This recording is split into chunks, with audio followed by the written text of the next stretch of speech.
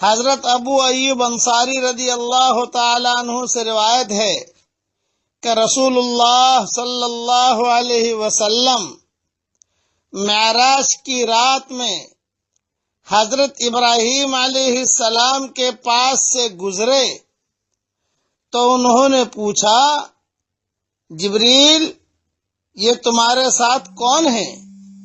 جبریل علیہ السلام نے عرض کیا، محمد صلی اللہ علیہ وسلم ہیں۔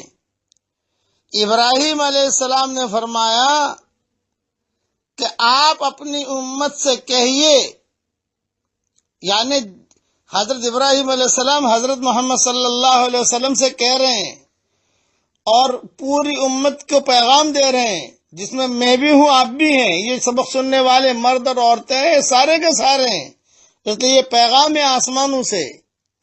حضرت ابراہیم علیہ السلام نے فرمایا کہ پیارے نبی، آپ اپنی امت سے کہیے کہ وہ جنت کے پودے زیادہ سے زیادہ لگائیں، اس لیے کہ جنت کی مٹی عمدہ ہے اور اس کی زمین کشادہ ہے۔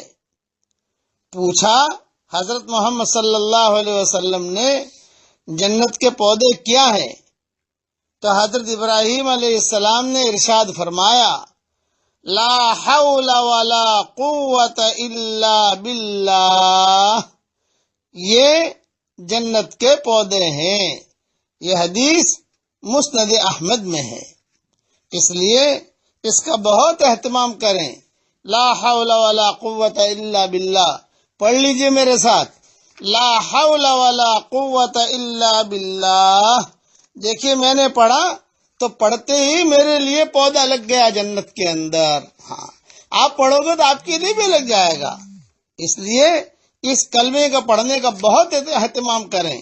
اور ایک حدیث اور سن لیجئے، حضرت سعد رضی اللہ تعالیٰ عنہ روایت کرتے ہیں کہ رسول اللہ صلی اللہ علیہ وسلم نے ارشاد فرمایا، کیا تمہیں جنت کے دروازوں میں سے ایک دروازہ نہ بتلاؤں؟ میں نے عرض کیا کہ حضرت ضرور بتلائیے۔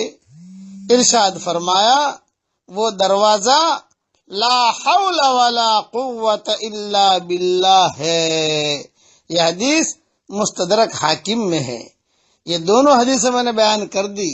اب پڑھیے، لا حول ولا قوت الا باللہ، لا حول ولا قوت الا باللہ، لا حول ولا قوت الا باللہ۔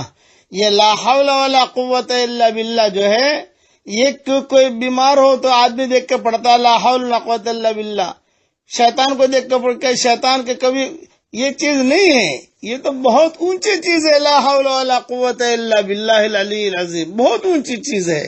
یہ کسی کو بھگانے کے لیے نہیں ہوتا، لا حول پڑھو بھاگ جائے گا، ایسی بات نہیں ہے بھئی۔ لا حول ولا قوت الا باللہ یہ تو بہت بڑی نیکی ہے، جنت کے دروازوں میں سے ایک دروازہ ہے، اس لیے اس کو پڑھتے رہنے کا بہت اہتمام کیجئے، بچوں کو بھی جو ہے اسے بتا دیجئے۔ اللہ تعالی ہم سب کو عمل کرنے کی توفیق عطا فرمائے، آمین آمین۔ والسلام علیکم ورحمۃ اللہ وبرکاتہ، وآخر دعوانا ان الحمد للہ رب العالمین۔